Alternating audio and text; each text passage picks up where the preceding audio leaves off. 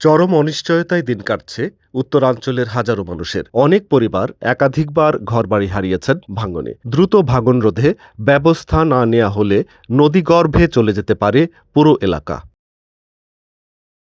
বছরের পর বছর নদী ভাঙনে বসতভিটা এবং ফসলি জমি হারালেও স্থায়ী সমাধান মেলেনি। এবার দ্রুত কার্যকর ব্যবস্থা নিয়ে নদীপাড়ের মানুষের জীবন জীবিকা রক্ষায় সরকারের পদক্ষেপের অপেক্ষায় নদীপাড়ের হাজারো মানুষ।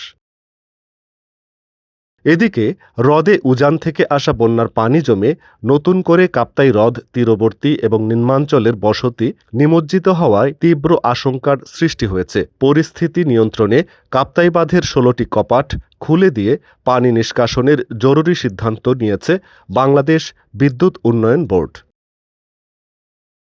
অতিবৃষ্টি, বন্যা এবং পাহাড় ধসে দেশে মৃতের সংখ্যা বেড়ে ৫৮ জনে দাঁড়িয়েছে। একই সাথে দুর্যোগে ক্ষতিগ্রস্ত মানুষের সংখ্যা ১২ লাখ ছাড়িয়েছে। এখনও ৫২,০০০-এর বেশি পরিবার পানিবন্দী রয়েছে। ৫ জুলাই রাত থেকে টানা ৫ দিনের অতি ভারী বর্ষণে দেশের ৪৩ জেলার বিভিন্ন এলাকা প্লাবিত হয়। সবচেয়ে বেশি ক্ষতিগ্রস্ত হয় চট্টগ্রাম ও সিলেট বিভাগের ৭ জেলা। চট্টগ্রাম বিভাগের বিভিন্ন স্থানে পাহাড় ধসের ঘটনাও ঘটে।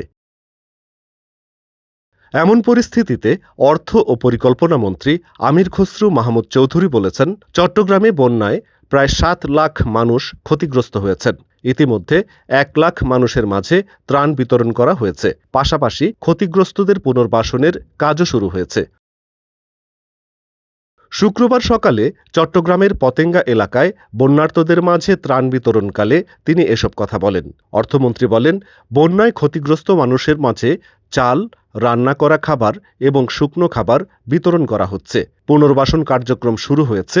পুরোপুরি শেষ না হওয়া পর্যন্ত সরকারি সহায়তা অব্যাহত থাকবে। Desk report, ATV, USA.